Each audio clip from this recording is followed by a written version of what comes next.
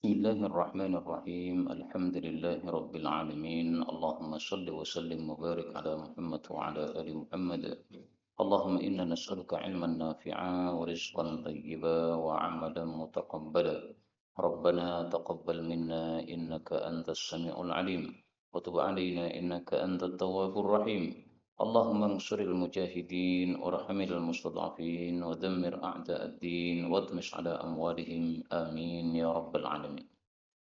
Alhamdulillah kaum muslimin rahimakumullah.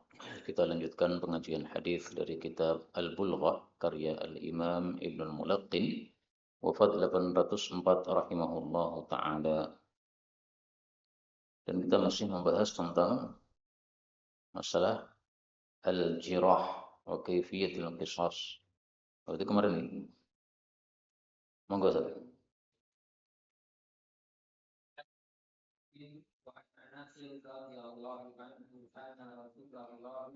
Sallallahu alaihi wasallam. وعلى رأسه الإنفاق فلما جاء رجل فقال إن ابن فضل متعلق بأثار الكعبة فقال اقتلوه. Dari Anas bin Malik radhiyallahu anhu bahwasanya Rasulullah sallallahu alaihi wasallam dakhala Makkah, beliau masuk ke kota Makkah amal fathi pada tahun Fathu Makkah, yaitu tahun 8 Hijriah. Wa ala ra'sihi, dan di atas kepala beliau al-mighfaru, ada helm besi, supaya aman pakai helm besi. Falamma maka tatkala naza'ahu, beliau melepas helm besi tadi, ja'ahu, datang kepada beliau rajulun, seorang laki-laki. Faqala, lalu dia melaporkan, inna, sesungguhnya ibna Khatal, Abdullah bin Khatal, ini seorang murtad. Muta'alliqun, dia telah bergantungan bi astaril Ka'bati, dengan kiswahnya Ka'bah. Faqala, maka Nabi sallallahu alaihi wasallam bersabda, uqtuluhu, bunuhlah Abdullah bin Khatal. Kaum muslimin rahimakumullah, yang berkaitan dengan bab adalah pada kalimat uqtuluh. Ini babnya kemarin tentang al-jirah wa kaifiyatul qisas. Bagaimana cara mengqisas. Nah, di sini pembunuhan terhadap Ibnu Khatal ini adalah hukuman yang sepantasnya bagi Abdullah bin Khatal karena perbuatan kriminalnya yang sangat besar. Jadi sebagaimana kalau ada pembunuhan dibalas dengan pembunuhan, yaitu qisas, maka demikian juga kalau ada kemurtadan maka dibalas dengan pembunuhan. Jadi Abdullah bin Khatal ini awalnya seorang sahabat Nabi, Pak. Awalnya seorang sahabat Nabi. Kemudian kenapa dibunuh oleh Nabi Shallallahu Alaihi Wasallam? Dibunuh oleh Nabi Shallallahu Alaihi Wasallam karena dia murtad. Ini kesalahan pertama, ya, murtad. Kesalahan yang kedua apalagi? Dia juga membunuh salah satu sahabat Nabi Shallallahu Alaihi Wasallam. Jadi kesalahannya bertumpuk-tumpuk. Murtad itu sudah salah dan berhak dibunuh. Kemudian membunuh seorang sahabat Nabi yang lain itu juga salah, berhak dibunuh. Satu lagi, Abdullah bin Khattal ini dia punya seorang penyanyi wanita atau bidu wanita. Jadi budak yang suka menyanyi. Kemudian dia suruh untuk nyanyi-nyanyi meledek Nabi Shallallahu Alaihi Wasallam. Nah, sehingga ketika Fathu Makkah itu Rasulullah menulis 9 nama, ya, di list. Ini 9 nama ini dimanapun berada bunuh. Nah, 9 nama itu ada laki-laki, ada perempuan. Salah satunya adalah Abdullah bin Khattal ini. Nah, akhirnya para sahabat mencari Abdullah bin Khattal. Abdullah bin Khattal ketakutan, Pak. Akhirnya dia masuk ke dalam Ka'bah, kemudian bergelantungan di kiswah Ka'bah. Tujuannya supaya tidak dibunuh, karena sudah berlindung kepada Ka'bah. Dan para sahabat mau menangkap ragu-ragu, ini dibunuh tidak. Perintah Nabi dibunuh dimanapun juga. Tapi faktanya sekarang bergelantungan di Ka'bah. Nah, begitu dilaporkan kepada Nabi, beliau katakan, uqtuluhu, bunuhlah dia. Karena itu dari sini diambil pelajaran juga bahwa orang yang melakukan perlindungan diri ke Mekah itu tidak bisa Mekah menjaga dirinya tidak bisa. Tetapi memang ini masalah khilafiyah, Pak. Kita lihat dalam hadis yang lain ya.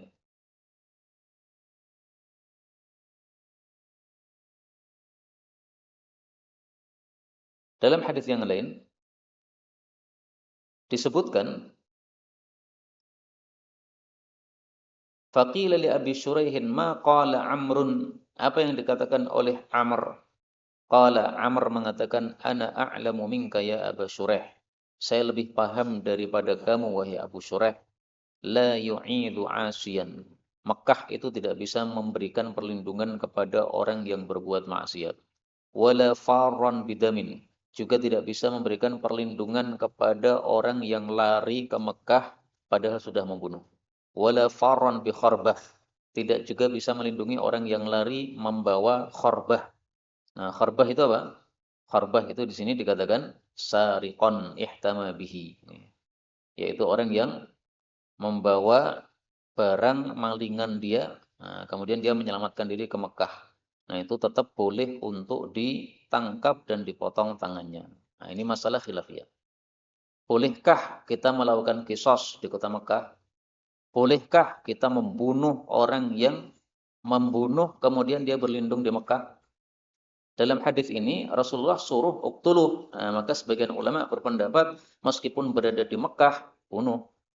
Tapi pendapat yang lebih masyhur tidak boleh dibunuh di Mekah. Jadi bagaimana? Dikeluarkan dulu dari Mekah. Jadi ada orang membunuh, kemudian lari ke Mekah. Nah, jangan diganggu Pak selama di Mekah Pak.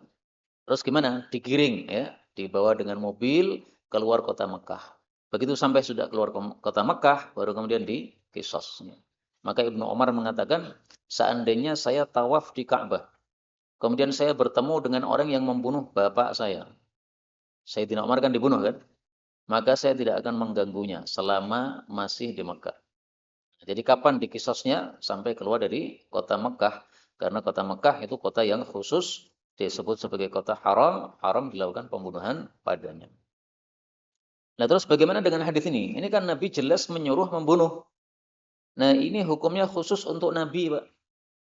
Jadi tidak bisa kita tiru. Nabi dulu membunuh, saya juga ikut membunuh. Nggak bisa. Kenapa ini dianggap sebagai khusus untuk Nabi? Nah, mari kita lihat hadis yang lain.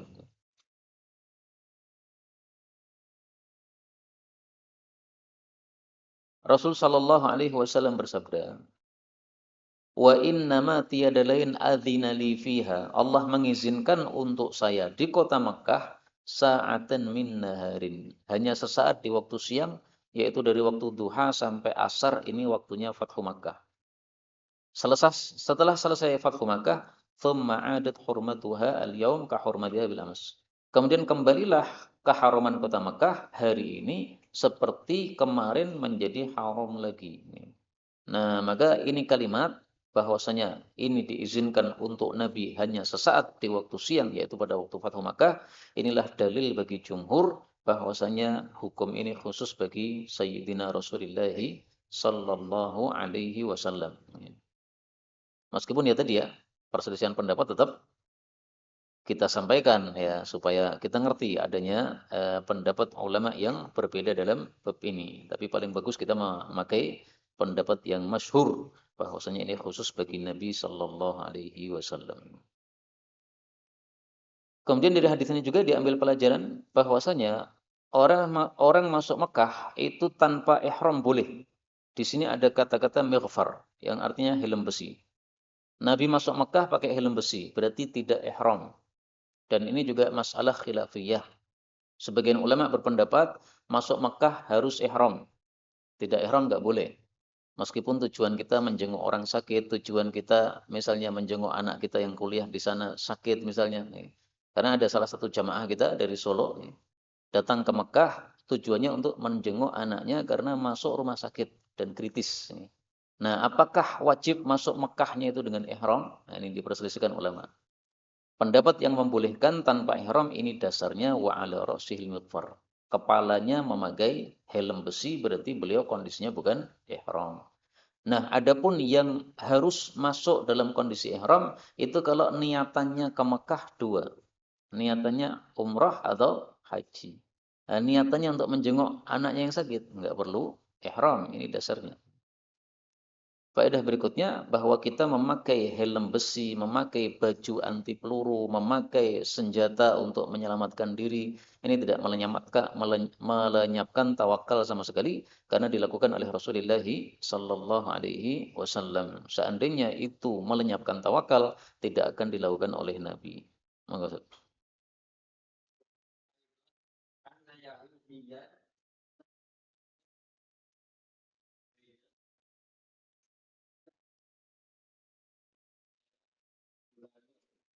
bulan Yahudi kauman di Rasulullah.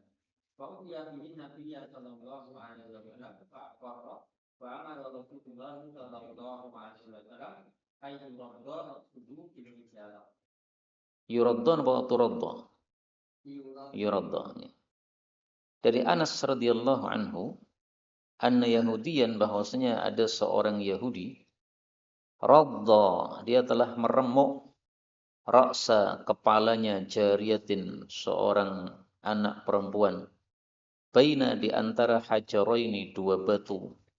Faqila laha, maka dikatakan kepada jariyah tadi, man, siapakah fa'ala yang melakukan biki terhadap kamu hadza, perbuatan ini, fulanun, apakah si fulan, fulanun, apakah si fulan, disebut nama-nama beberapa orang. Hatta sehingga sumya, disebutlah al-Yahudiyu, nama si Yahudi. Fa'auma'at, lalu dia pun berisyarat biroksiha, dengan kepalanya, yaitu mengangguk kalau bahasa kita. Fa'ata bihi, atan apa utiya, Pak? Fa'utiya, lalu didatangkanlah bihi, kepada si Yahudi tadi. Siapa yang didatangkan kepadanya? An-Nabiyyu, Nabi sallallahu alaihi wasallam. Nabiyyu apa nabi ya di situ? Nabi ya, didatangkan kepada Nabi sallallahu alaihi wasallam. Fa aqarra, lalu si Yahudi ini mengaku bahwa dia membunuh. Fa amara, maka menyuruh Rasulullah sallallahu alaihi wasallam an turadda, ayyuradda, ya, supaya diremuk ra'suhu, kepala dia, kepala Yahudi tadi, bil hijarati, dengan batu juga, dengan batu-batu juga. Kaum muslimin rahimakumullah, hadis ini menunjukkan bahwa cara kisos itu disamakan dengan praktek pembunuhannya. Dalam kasus ini si Yahudi membunuh dengan cara radda, meremuk. Maka kisosnya pun juga yuradda, diremuk. Dan ini masalah khilafiyah. Menurut mayoritas ulama, bahwasanya kisos itu caranya disamakan. Remuk kepala, remuk kepala. Penggal kepala, penggal leher, penggal leher. Jatuhkan dari tempat tinggi, jatuhkan dari tempat tinggi. Yang menyelisih adalah Imam Malik. Kata Imam Malik, pembunuhan kisos itu hanya satu saja, yaitu dengan pedang. Dan dasarnya adalah satu hadis dari Nabi Shallallahu Alaihi Wasallam, la qisasa, la qawada illa bisayf. La qawada, tidak ada kisos illa bisayf, kecuali dengan pedang. Ini hadis riwayat Ibnu Majah, tapi sanadnya dhaif. Karena dhaif, maka tidak bisa dijadikan sebagai hujjah. Karena itu kita mengikuti pendapat mayoritas ulama, ya. Kisos itu disamakan dengan cara pembunuhan yang dilakukan. Muncul pertanyaan, Pak. Bagaimana kalau pembunuhan yang dilakukan itu adalah pembunuhan, cara pembunuhan yang dalam Islam tidak boleh. Misalnya ada orang dituangi bensin, kemudian dibakar. Kan dalam Islam kan tidak boleh membakar orang kan. Lah ini kalau dia membunuhnya secara dibakar bagaimana? Apakah juga kita tuangi bensin dibakar? Kalau memakai teori jumhur ya sama, Pak. Bakar. Lah terus bagaimana dengan larangan? Pengecualian. Ya. Makanya likulli qa'idatin mustatsnayat. Setiap kaidah ada pengecualian. Dilarang membunuh orang dengan membakar. Betul. Tetapi ketika dia melakukan seperti itu, kisosnya sama, ya, berdasarkan hadis ini tadi. Demikian juga kalau kita melihat makna kisos dari sisi bahasa, kisos itu artinya menyamakan. Nah, maka tidak disebut kisos kalau tidak sama.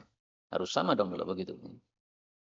Tapi sebenarnya Imam Malik ketika mengatakan kisos hanya dengan pedang, ada satu dalil lagi yang sahih. Innallaha katabal ihsana ala kulli syai'.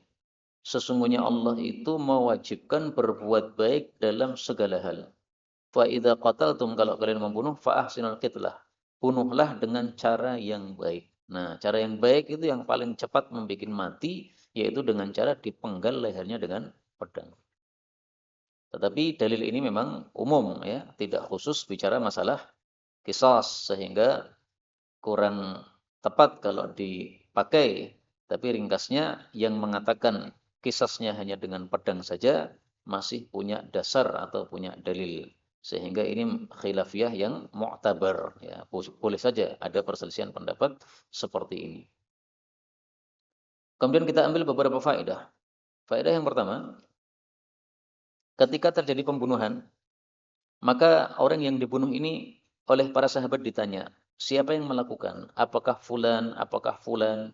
Ketika nyebut nama beberapa orang ini menunjukkan bahwa negara sudah paham atau penguasa sudah paham kira-kira siapa pelaku kriminal. Sehingga pelajaran yang dapat diambil adalah bahwa pemerintah itu hendaklah membuat rasa aman untuk rakyatnya. Sehingga kalau ada terjadi kemalingan, ada terjadi perampokan, ada terjadi pembunuhan, maka penguasa ini, pemerintah ini semestinya sudah mengetahui kira-kira pelakunya siapa. Ya, orang-orang yang terkenal, jadi sudah punya listnya, daftarnya, orang-orang yang memang apa? Biasa melakukan perbuatan kriminal. Sehingga ketika ada perbuatan seperti ini, mudah untuk diketahui. Nah, ini termasuk dari keamanan yang merupakan tanggung jawab pemerintah. Faedah berikutnya, dalam hadis ini, si perempuan ini ketika ditanya tentang Yahudi, dia berisyarat dengan kepala. Isyarat ini bukan kata-kata, Pak. Ini hanya isyarat dengan kepala saja, mengangguk. Makanya muncul kaidah mengatakan al-isyarah taqumu maqamal ibarah. Al-isyarah, isyarat itu taqumu maqamal ibarah. Itu bisa menggantikan kata-kata. Maka orang yang bisu misalnya, mau masuk Islam gimana caranya? Asyhadu an la ilaha illallah, enggak bisa ngomong, Pak. Asyhadu anna Muhammadar Rasulullah, enggak bisa ngomong. Nah, dia boleh pakai bahasa isyarat. Bagaimana bahasa isyaratnya orang bisu itu mengucapkan asyhadu an la ilaha illallah? Apakah dia mengatakan gini misalnya, nih, dia meyakini bahwasanya Allah satu. Nah, misalnya begitu ya. Itu sudah cukup untuk ibarah, untuk ucapan. Kemudian faedah berikutnya, di sini si Yahudi setelah ditangkap tidak langsung dibunuh, tapi aqarra, mengaku. Nah, sehingga dikisosnya bukan karena tuduhan, tapi dikisosnya karena pengakuan. Seandainya dia tidak mengaku, ya nggak bisa dikisos, Pak. Karena si perempuan mengatakan yang membunuh saya adalah si fulan, belum tentu benar. Bisa jadi wajahnya sama, ya kan? Karena namanya manusia itu bisa sama antara satu dengan yang lain. Monggo, Ustaz. radhiyallahu anhu anna Nabiya sallallahu alaihi wasallam qala man qatilun fa huwa bi khairi nadharaini imma ay tubada wa imma ay qada. Dari Abu Hurairah ya. Nggih. Dari Abu Hurairah radhiyallahu anhu, dari Nabi sallallahu alaihi wasallam bersabda, man qutila, barang siapa yang dibunuh, lahu baginya qatilun, seorang yang dibunuh, fahuwa, maka dia bi khairi, memilih yang terbaik, an-nadharaini, dua pilihan. Pilihan yang pertama adalah imma ayyufda. Ngerti nggak, Ustaz? Imma, ada kalanya ayyufda, bahwasanya dia dibayar fidyah atau ditebus.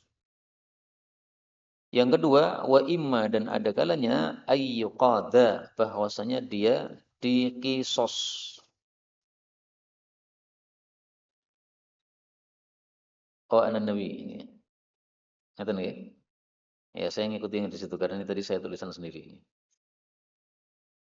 Dari Nabi sallallahu alaihi wasallam bersabda, siapa yang keluarganya menjadi korban pembunuhan, maka orang itu boleh milih salah satu dari dua. boleh fidyah alias tebusan yaitu diat, boleh juga qisas. Ini sudah kita bahas dulu bahwasanya pembunuhan yang ada qisasnya itu cuma satu, yaitu pembunuhan yang sengaja. Pembunuhan kan ada 3 macam. Sengaja, mirip sengaja, sama salah. Yang bisa qisas itu yang sengaja dong. Yang mirip sengaja tidak bisa qisas. Ada seseorang sengaja ya, sengaja memukul orang dengan kayu. Mukulnya sengaja, Pak. Tapi dilalah pas dia mukul dengan kayu, orangnya mati. Biasanya nggak mati dipukul dengan kayu.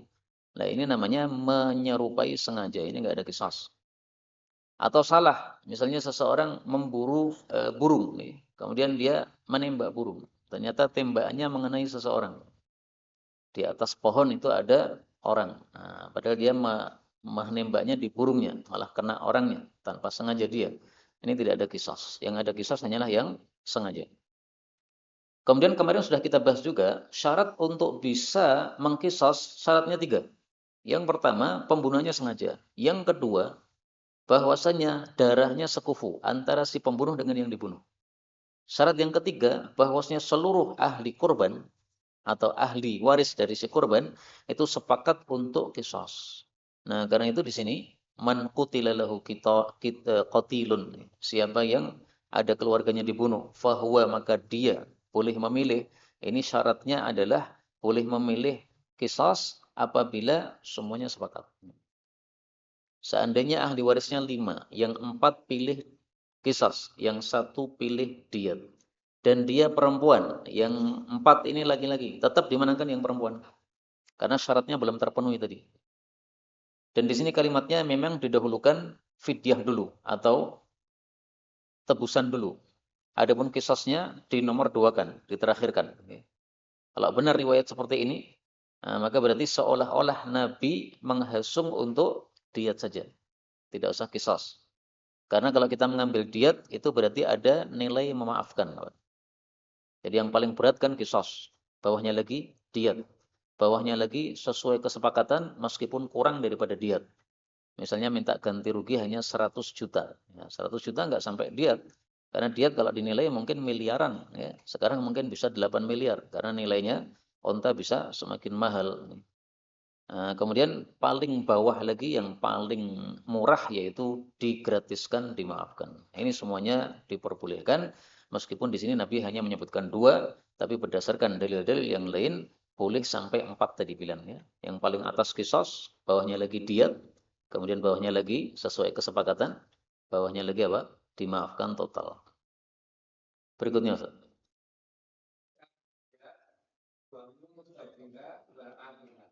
Kita buddiyati, kitab tentang diat ganti rugi, wa mujibiha dan penyebab wajibnya diat. Kemudian apa lagi? Wal aqilah dan keluarga yang menanggung diat. Aqilah itu adalah asobah, nama lain asobah. Dia menanggung diat yang ditanggung oleh seseorang yang membunuh tanpa sengaja. Monggo Ustaz.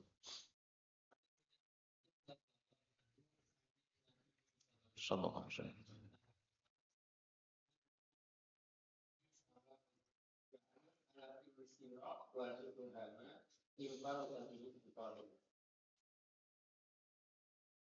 Dari Ibnu Abbas nih. Dari Ibnu Abbas bahwasanya Nabi sallallahu alaihi wasallam bersabda, "An Nabi sallallahu alaihi wasallam qala, hadhihi wa hadhihi sawa'un." Ini dan ini sama. Yakni yang dimaksud oleh Nabi adalah al-khinsir, jari kelingking, wal ibham dan ibu jari. Infarada bihi al-Bukhari. Imam Bukhari sendiri meriwayatkannya. Bihi nawa bi ikhrajihi. Bihi. Hadis ini menunjukkan bahwa jari kalau dipotong, maka ini nilainya adalah 10 ekor onta. Baik yang jari paling kecil maupun jari yang paling gede. Nilainya sama. Menjadi berbeda apabila yang terpotong hanya sebagian. Kalau hanya satu tekuk dari jari kelingking, maka ini nilainya 1/3 dari 10 onta. Berarti 3,3 onta. Nanti 3 onta, kemudian koma 3-nya itu dibayar dengan mata uang. Adapun kalau satu tekuk dari jempol ini, maka nilainya berapa? 5 onta. Setengah dari 10. Karena hanya ada 2 tekuk. Kalau yang ini ada 3 tekuk. Tapi kalau seluruhnya, maka ini nilainya 10 ekor onta. Sehingga sawak di sini 10 maksudnya sama, yaitu 10 ekor onta dari hadis yang lain. Monggo.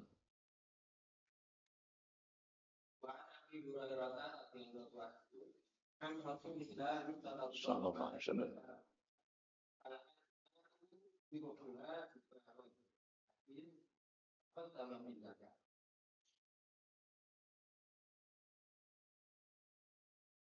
Dari Abu Hurairah radhiyallahu anhu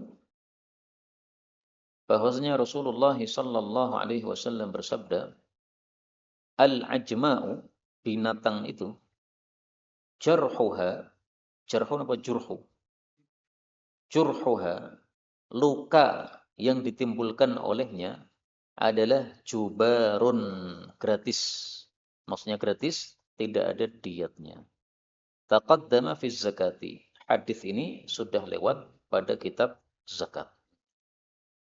Maksud hadis ini adalah, kalau saya punya binatang, misalnya kuda, kemudian ada anak kecil mendekati kuda saya, akhirnya ditendang, kemudian jarinya satu retak. Nah, ini mestinya saya akan mengganti 10 ekor onta. Tapi karena yang melakukan adalah kuda saya tidak menanggung. Itulah makna jubar. Ada pengecualian apabila saya menunggangi kuda tersebut, kemudian kudanya menyepak dengan tangan yang di depan. Nah, itu saya nanggung, Pak.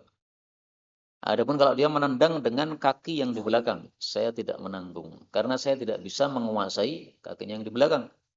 Tapi kalau kakinya yang di depan, saya bisa menguasai, bisa mengerem dan sebagainya. Nah, sehingga kalau naik kuda kemudian nabrak orang, itu bukan berarti gratis jarhuha jubar, bukan ya. Karena Anda mengendarai kuda tersebut. Dan itu tadi dibaca jurhuha. Sementara yang biasanya kita dengar itu jarhuha. Maka kita cek coba, apakah lebih tepat dibaca jarhun atau jurhun, atau dua-duanya bisa.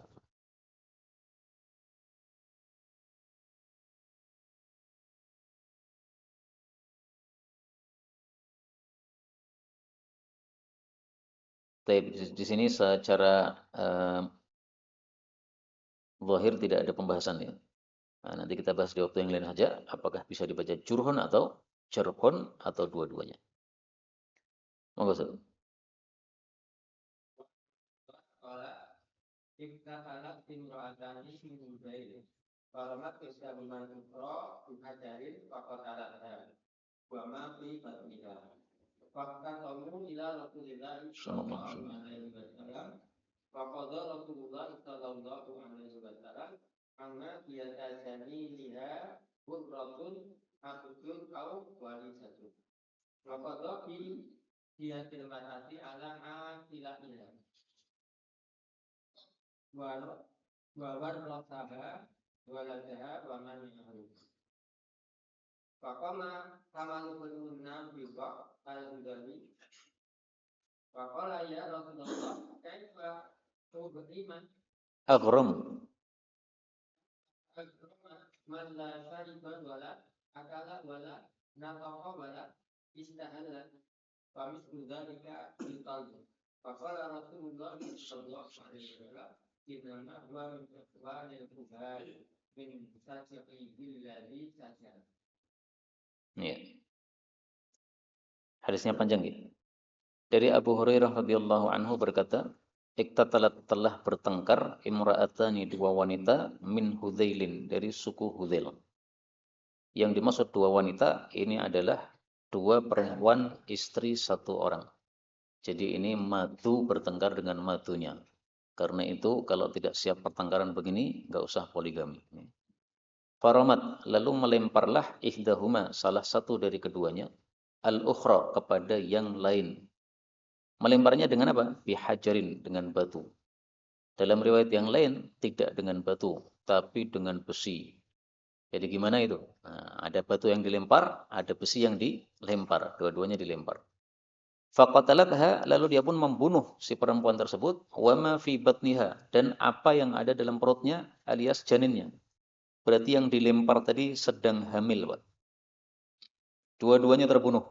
Janinnya terbunuh, ibunya terbunuh. Ini pembunuhan seperti ini termasuk pembunuhan yang model apa? Sengaja atau salah atau mirip sengaja? Sengaja, Pak. Kalau batunya itu adalah batu yang biasanya tidak menyebabkan kematian, ini berarti termasuk pembunuhan yang menyerupai sengaja. Biasanya dilempar batu nggak mati, ini adalah pas mati. Nah, dalam kasus ini batunya bukan batu gede yang apabila dilempar pasti mati, bukan. Ini batu biasa. Nah, sehingga pembunuhan di sini ini adalah pembunuhan yang menyerupai sengaja. Fakhtasamu, lalu mereka pun melapor ila kepada Rasulullah sallallahu alaihi wasallam. Faqadha, maka beliau memutuskan Rasulullah sallallahu alaihi wasallam anna, bahwasanya diat atau ganti rugi janiniha, janinnya yang mati tadi adalah ghurratun, seorang gurrah. Gurrah itu apa? Tafsirannya adalah abdun, seorang budak laki-laki, awwalidatun, atau seorang budak perempuan. Nah, ini bukti bahwasanya pembunuhannya bukan pembunuhan yang sengaja. Kalau sengaja kan kisos. Ini tidak kisos, Pak, tapi diat nih. Tapi karena yang mati dua orang, maka dia mengganti rugi dua orang. Janinnya ini adalah seseorang yang kalau dibiarkan hidup akan menjadi manusia, tapi karena dilempar akhirnya mati, maka diganti dengan nyawa juga, yaitu budak. Nah, sekarang tidak ada budak, solusinya bagaimana? Kalau tidak ada budak gimana? Kalau tidak ada budak, maka adalah usyru diyati ummihi. Dikasih 1/10 dari diat ibunya. Misalnya ibunya tadi diatnya 100 ekor onta. Berarti 1/10-nya dapat berapa? 10 onta. Nah, maka kalau budak tidak ada, seperti sekarang budak tidak ada, kita ganti 10 onta. Mengganti satu nyawa tadi. Kok cuma 10? Ya, karena dia masih janin. Seandainya dia sudah hidup, nah itu nilainya 100 onta. Ini karena masih janin, hanya 10. Kemudian wa qadha, dan beliau memutuskan bidiyatil mar'ah, untuk diatnya si wanita. Wanita maksudnya ibunya tadi. Itu ala aqilatiha, ditanggung oleh asobahnya. Asobah itu siapa? Asobah itu keluarga seseorang dari pihak laki-laki. Jadi yang membunuh tadi kan perempuan. Nah, bapaknya si perempuan tadi dan keluarganya dari pihak bapak ini namanya asobah. Ya, mereka yang menanggung. Sehingga mereka mengumpulkan duit untuk membayar diatnya. Berapa? 100 onta. Terus setelah terkumpul diatnya, dikasihkan siapa? Wawarrathaha, dan beliau mewariskan diat tersebut. Waladaha, kepada anaknya. Waman ma'ahum, dan orang-orang yang bersama mereka. Jadi ahli warisnya mendapatkan diat tersebut. Faqama, maka berdirilah Hamalu bin Nabirah. Hamal bin Nabirah ini suaminya dua orang perempuan tadi. Al-Hudhali, dia juga dari suku Hudhali. Faqala, dia mengatakan, ya Rasulullah, wahai Rasulullah, kaifa aghram, bagaimana saya menanggung, man la syarib, bayi yang belum bisa minum, wala akal, demikian juga belum makan, karena masih janin, wala nataqa, belum bicara, wala stahal, belum teriak, karena masih janin. Famithlu dzalika, maka semisal bayi tersebut yutal, itu digratiskan saja, enggak usah saya bayar ganti rugi. Ini cara bacanya adalah di bagian akhirnya disukun, Pak. Kaifa aghramu man la syariba wala akal wala nataqa wala istahal famithlu dzalika yutal. Karena ini dia bersajak, bersyair. Faqala, maka bersabdalah Rasulullah sallallahu alaihi wasallam, innama huwa, tiada lain dia Hamal bin Nabirah ini, min ikhwanil kuhan, termasuk dari saudara-saudaranya para dukun. Nah, kenapa Nabi mengatakan seperti ini? Min, dari sebab sajaihi, sajak dia, syair dia, alladzi saja' yang sudah dia sajakkan. Apakah berarti tidak boleh bersajak atau bersyair? Bukan. Bolehnya boleh. Tapi ketika sajak digunakan untuk melawan syariat Islam, nah itu baru tidak boleh. Maka dikatakan sebagai ikhwanil kuhan, saudara-saudaranya para dukun. Para dukun masuk neraka, nah ini juga akan diancam masuk neraka karena melawan syariat Islam. Semestinya kalau ada syariat Islam, sami'na wa ata'na, tidak boleh dilawan seperti itu. Nah, maka masalah sajak ini hukumnya tergantung isinya, ya. Sajaknya isinya bagus, hukumnya boleh. Sebagaimana sabda Nabi sallallahu alaihi wasallam, "Fahasanuhu kahasanil kalami wa qabihuhu qabuhil kalam." Syair itu seperti ucapan biasa, yang baiknya seperti ucapan yang baik, yang jeleknya seperti ucapan yang jelek. Hadis riwayat Bukhari dalam Adabul Mufrad. Maka boleh bersyair bersaja, yang penting tidak untuk melawan atau melanggar syariat Islam. Kemudian dari hadis ini, kalau kita kembalikan ke babnya tadi, babnya kan tentang diat. Ya. Diat untuk satu nyawa, 100 ekor unta. Diat untuk janin, 10 ekor unta. Kemudian penyebabnya diat, pembunuhan. Kemudian akilah, kapan akilah atau asabah ini menanggung? Akilah atau asabah menanggung apabila pembunuhannya salah satu dari dua. Pembunuhan yang menyerupai sengaja atau pembunuhan yang tidak sengaja. Tapi kalau pembunuhan yang sengaja, maka ini ditanggung oleh pelaku pembunuhan. Si A membunuh si B dengan sengaja. Nah, maka 8 miliar atau 100 onta ini ditanggung oleh si A ini. Semuanya dia nanggung. Tapi kalau pembunuhan tidak sengaja, nabrak orang. Akhirnya yang ditabrak mati. Yang nanggung bukan si penabrak ini, Pak. Siapa? Akilahnya. Akilahnya keluarganya. Kok bisa keluarganya? Iya, supaya ta'awunu 'alal birri wat taqwa. Jadi jangan sampai kita membiarkan keluarga kita suka ngebut-ngebut, akhirnya nabrak orang di mana-mana. Nah, maka harus kita ta'awunu 'alal birri wat taqwa. Tapi sebenarnya saya masih mencari, Pak. Apakah ada yang berpendapat bahwa selain akilah juga si pelaku menanggung? Ini belum ketemu, Pak. Coba nanti dicari lagi ini. Nah, secara zahir yang kita baca dalam kitab-kitab fikih, yang menanggung adalah akilahnya. Sementara dia yang melakukan, tapi yang menanggung adalah akilahnya. Kan mestinya normalnya loh ya, pelakunya yang menanggung. Kalaupun akilah menanggung ya berarti mereka berdua saling menanggung. Wallahu a'lam bishawab. Monggo, Ustaz.